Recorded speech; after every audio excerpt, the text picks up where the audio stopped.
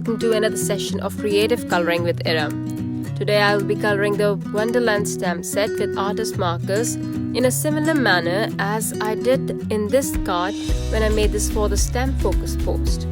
It is still one of my favorite cards. So I have already stamped this one image in permanent black ink by Altenew, which is an alcohol marker friendly ink. I'll use a number of marker shades to color all the different portions of the flower. I'll start by laying down grays from the warm gray collection of artist markers.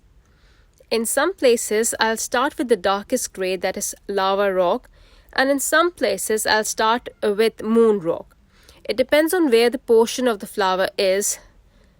The different thing that I am doing with the grays is that I'm adding soft lilac over it to give it a hint of purple. I did this so it matches with the rose petal artist markers, which I'll add next. For this particular portion, I started by adding the second darkest color, that is the purple wine.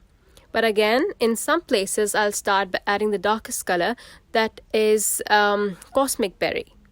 It all depends on the position of the flower and where the portion lies on the flower.